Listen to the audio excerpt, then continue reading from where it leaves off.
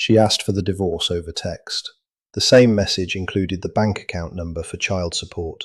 Hey, I'm Manuel. Today there's no victim story. Today, a woman who calculated everything in advance, in detail, with figures.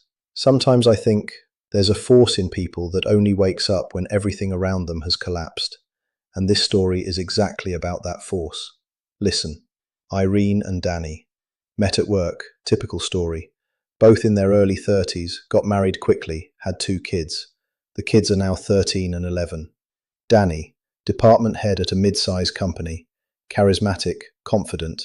At home, decent father, but his wife was an afterthought.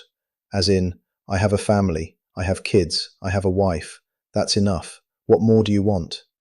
Irene worked as an accountant, quiet, steady, carried most of the weight at home. The kids, meals, school, activities, doctors. Danny earned more, so he figured his contribution was sufficient. The relationship had gone cold. No arguments, no shouting, just 2 strangers in the same flat. Danny didn't seem to notice. Irene noticed, but said nothing. And then Danny started seeing a colleague. Irene found out, not from a detective, not from a friend. She found it herself. Female intuition is a real thing. A few details, a suspicious call, one evening that didn't add up. She looked at his phone while he slept and saw enough.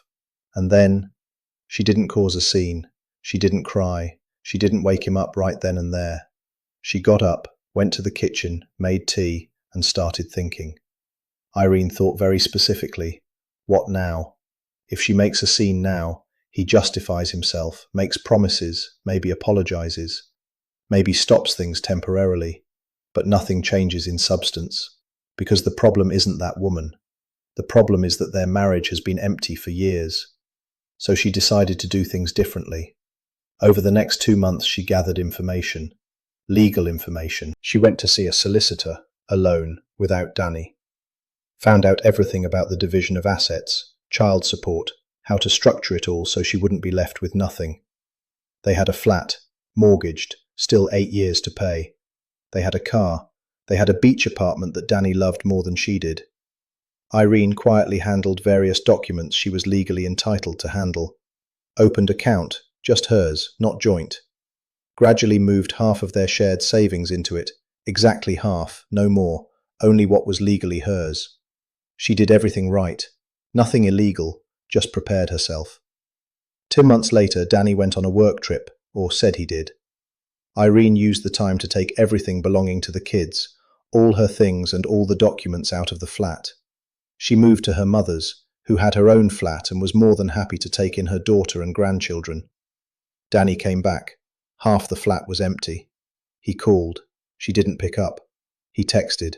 She replied once, one message. It had 4 points. First, she knew about his colleague and named her. Second, she didn't want any conversations or explanations. Third, her solicitor would be in touch the following week about the divorce and division of assets. Fourth, the bank account number for child support, with the calculated amount based on his official salary. That was it. No screaming. No, how could you? No, explain yourself. Just 4 points and a bank account number. Danny, they say, read that message several times, then called a friend and said, "She destroyed me with that text. Not with shouting, not with crying, with a text." He tried to talk. She gave him one meeting, in a cafe, at a table, in public, so there'd be no scenes. She arrived calm, listened to what he had to say. He spoke for a long time. It was a mistake. He didn't understand how it happened. He loved her and the kids. He didn't want a divorce.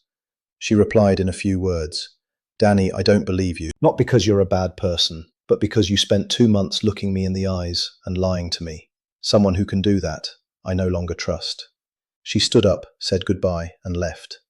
The divorce went through the courts. Danny tried to drag it out, hoping she'd change her mind.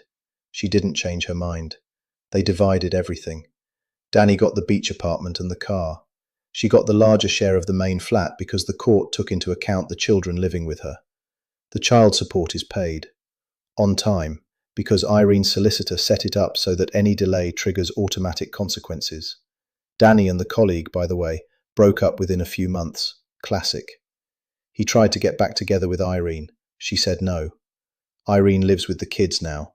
Says the hardest part was the first few weeks at her mother's until she got settled. Then it got easier.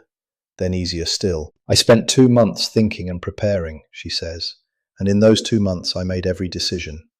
By the time I sent the text, I'd already been through it all mentally. So when he called crying, I was already on the other side. That's it. Not every woman can do this. Most. Anger, tears, immediate blow-up, and then a year of suffering. Irene did it all quietly, clearly, and with numbers, just like a good accountant. Until next time, subscribe.